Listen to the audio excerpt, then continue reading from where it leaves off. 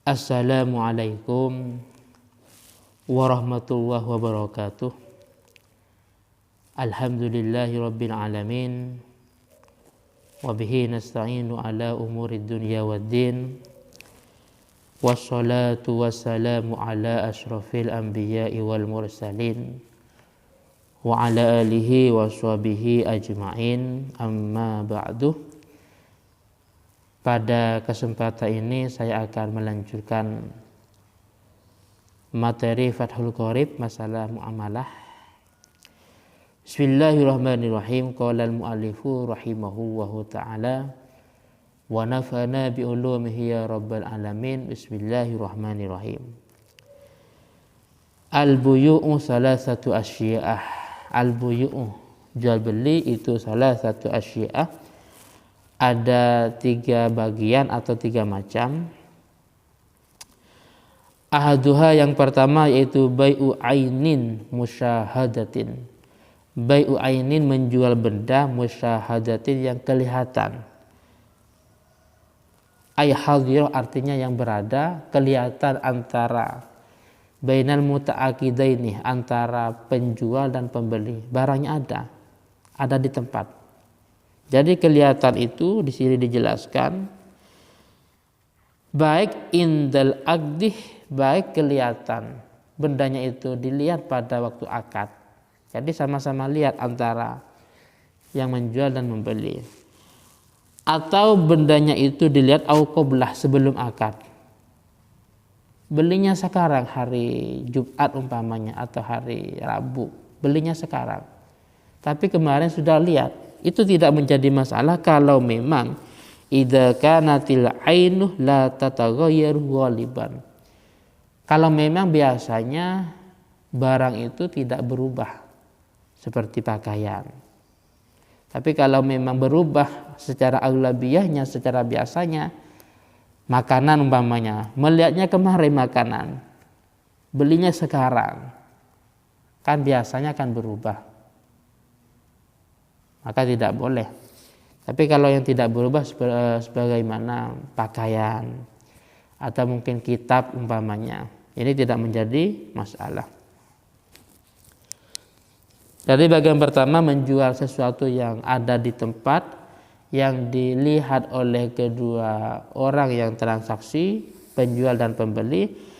Itu fajaizun, itu hukumnya boleh-boleh saja kalau memang idza wujidat asyurutuh, kalau memang beberapa syarat ini terpenuhi.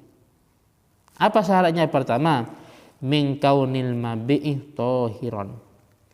Yang pertama, benda atau barang yang dijual itu harus suci. Berarti mafhum mukhalafahnya, kalau barang yang dijual itu tidak suci, berarti tidak sah. Terus bagaimana solusinya? Nanti ada di belakang. Sementara saya jelaskan antara sah dan tidaknya. Yang pertama, karena harus suci, berarti kalau tidak suci yaitu najis, ini tidak sah. Solusinya nanti di belakang. Yang kedua, muntafa'an bih. Barang itu harus bermanfaat. Berarti kalau tidak bermanfaat, baik secara pandangan panca indera, pandangan mata, secara kasat maupun secara syar'i, berarti tidak sah jual belinya. Apa contohnya? Contohnya yang tidak bermanfaat, kahasotin, seperti cuman 1 biji kerikil, 1 biji beras. Apa manfaatnya?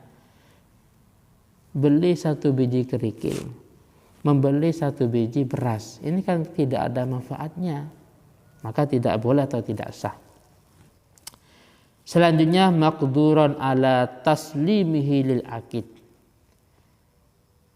Ini alangkah baiknya tasallumihi. Dalam bajurinya dikomentari, itu alangkah baiknya memakai lafaz kanal aula ayyakulah maqduran ala tasallumihi. Dikarenakan li anal ibrata bi qadril mushtari ala tasallum la bi qadril ba'i ala taslim. Maksudnya benda yang dijual oleh ba'i itu harus bisa diterima oleh mustari, itu oleh penjual, oleh pembeli maksudnya. Saya ulangi lagi, maksudnya benda yang dibeli oleh mustari itu sekiranya bisa diterima. Bedanya kalau tidak bisa diterima, contohnya baik atau penjual mengatakan, mas ini mas saya jual burung saya, oh iya, sedangkan burungnya fil hawa, ada di atas awan. Atau menjual ikan yang fil birkah, yang masih ada di kolam, ada di sungai umpamanya. Jadi intinya menyerahkan, menjual sesuatu yang tidak bisa diterima oleh pembeli itu tidak sah. Selanjutnya ini lil akidi wilayatun. Tadi maqduran ala taslimihi, maksudnya tasallumihi. Yang selanjutnya lil akid wilayatun. Orang yang akad, lil akid alaihi wilayatun. Nah, orang yang melakukan transaksi, baik dia penjual maupun pembeli, harus punya wilayah kekuasaan. Baik atas dasar miliknya sendiri, wilayah, atau karena dia menjadi karyawan. Jadi contohnya, saya menjual sebuah benda, kalau benda ini bukan milik saya, ya tidak sah.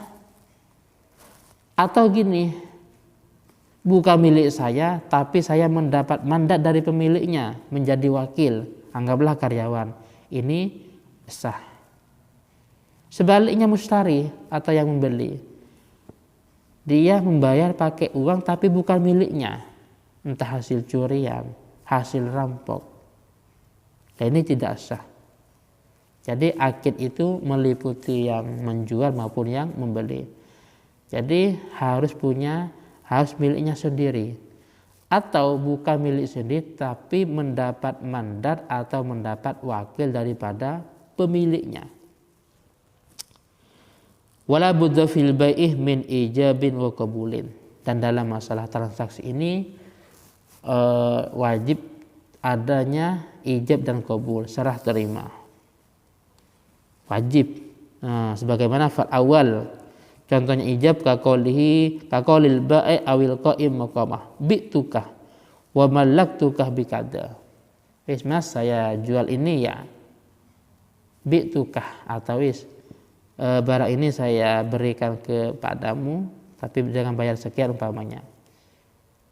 Saya ulangi lagi, dalam transaksi jual beli atau transaksi yang lainnya harus ada ijab dan qabul, serah terima.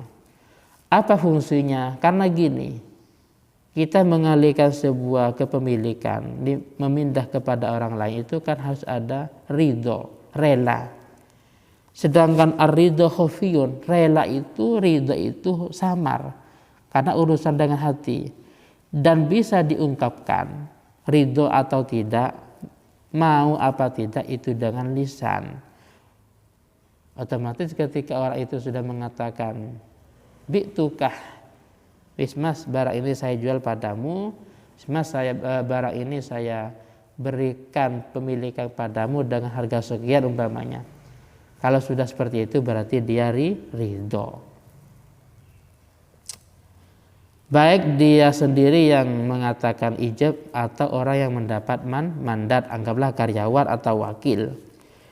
Wasani, sedangkan yang kedua contohnya qabul kaqaulil mustari awil qa'im muqamah ishtaraitu wa tamallaktu wa nahwihima. Contohnya mustari yaitu, ya sudah saya beli dengan harga sekian, ya sudah saya terima dengan harga sekian. Wajib. Karena kaitan dengan masalah ijab dan qabul ini wajib, muncul dari pembahasan ulama fikih yang namanya bai'ul mu'athah. Transaksi jual beli tapi tanpa akad, tanpa ada ijab dan qabul, maksudnya tanpa adanya ijab dan qabul. Bagaimana? Ini ulama khilafiyah. Ada yang mengatakan boleh sebagaimana Imam Nawawi, boleh-boleh saja bai'ul mu'athah, yaitu transaksi jual beli tanpa tanpa ijab dan qabul, tanpa adanya akad. Tapi ini terjadi fi muhkiratil umur, dalam benda yang harganya sangat murah. Contohnya apa? Contohnya kita masuk ke sebuah koperasi, langsung ada gorengan kita ambil, kerupuk-kerupuk umpamanya. Mas ini berapa semuanya? 10.000. Tanpa ada dasar, tanpa ada ucapan, Mas saya beli gorengannya ya. Oh iya saya jual. Nggak harus. Itu tidak menjadi masalah. Karena yang ini mengatakan wajib ijab dan qabul kalau terjadi dalam hal-hal yang harganya sangat mahal atau yang sangat berharga. Apa contohnya? Kal arodi wal buyut, menjual tanah, menjual lahan sawah atau rumah, mobil dan sejenisnya. Itu wajib adanya ijab dan qabul, harus jelas. Karena kalau tidak terjadi ijab dan qabul, khawatir benda itu cuma dipinjam atau mungkin cuma disewakan atau bagaimana. Maka saya ulangi lagi, bai'ul mu'attah itu yaitu penjualan yang tanpa ada unsur transaksi ijab dan qabul itu tidak menjadi masalah kalau memang itu dalam hal yang sangat remeh atau sangat murah harganya. Seperti mungkin makanan, gorengan, kita masuk ke sebuah koperasi, masuk, Mas, ngambil banyak, berapa ini semuanya? 10.000, 5.000, tanpa menyebutkan, saya beli gorengannya ini ya, oh ya saya jual. Tidak harus seperti itu sudah cukup.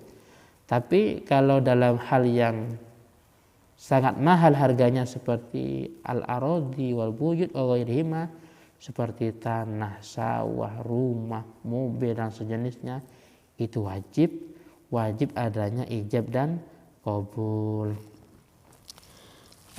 Mungkin sementara ini yang bisa saya sampaikan. Jika ada yang kurang pas, kurang sesuai, silakan ditanyakan dalam channel ini. Dan dari saya pribadi, akhirnya assalamualaikum warahmatullahi wabarakatuh.